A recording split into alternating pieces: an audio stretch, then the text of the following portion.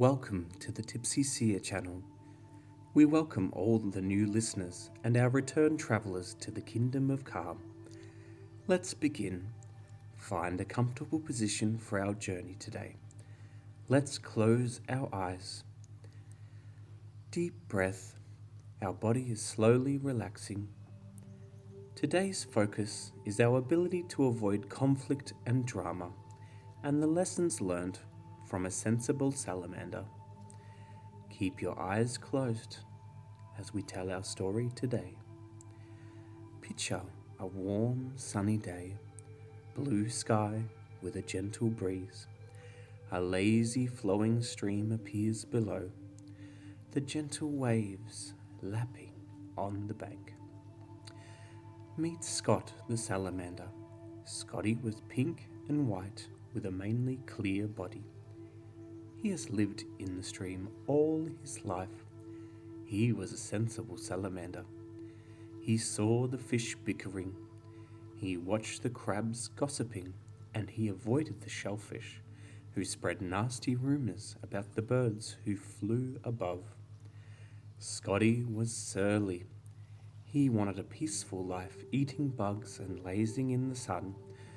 Gossip spreading no life losers turned his smile into a frown. One fine Monday amongst the reeds, Scotty, the sensible yet surly salamander, was searching for snacks. Gary, the gossiping goldfish, came over to Scott.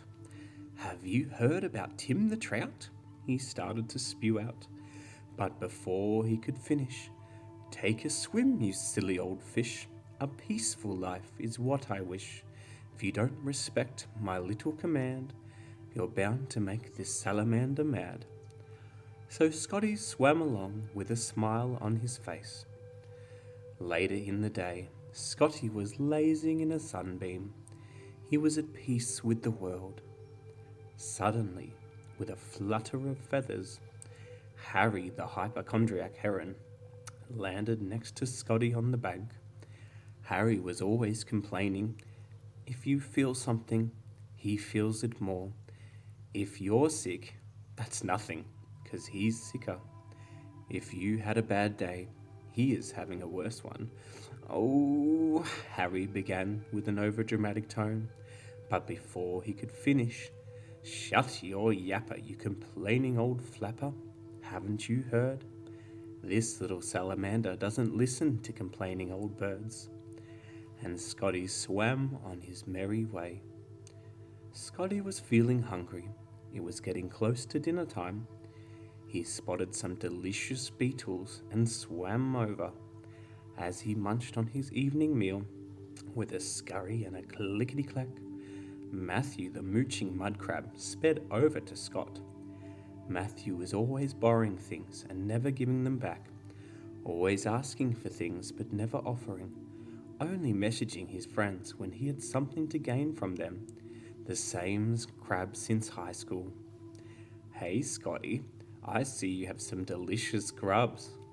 "Since it's almost dinner time," Matthew said smugly, but before he could finish, "You're the quickest swimmer when someone else has the dinner, but this salamander won't be sharing. This is my proclamation, you mooching crustacean. You won't even get scraps from my table." Then Scotty waved his little hands and floated away. At the meeting spot by the fallen tree, the river animals got together to discuss recent events. Gary the gossiping goldfish, Harry the hypochondriac heron, and Matthew the mooching mud crab sat together. "Maybe I should stop gossiping about others and start minding my own business," said Gary. "Perhaps life's not so bad, and I don't have to bring others down," added Harry. "I guess I could pay all my debts and grow up," said Maddie lastly. The three looked at each other and made a solemn pledge. "I, Harry, Gary, Matthew, will stop gossiping, stop bothering others, and stop being overbearing, zapping of the world's good cheer with our negative actions," they all cried in unison. 4 hours later, they each went back to their old ways. Leopards never change their spots, I guess. But sensible Scotty didn't need to change. He remained his respectful and peaceful self, living life with the least impact to others, and as always, stayed relatively happy. We should all be a Scotty, but if you notice yourself turning into a Harry, Matthew, or a Gary, you have the power to change. It's only yourself that's holding you back. You have the responsibility to do so. Additional note, if your name is Harry, Matthew, or Gary, that does not mean you are like the river creatures. These names are given to the animals that are represented with negative human characteristics. Other people, named different names, can also display these traits. Further, in addition, if you are a heron, crab, or a goldfish and you feel offended, I am very sorry.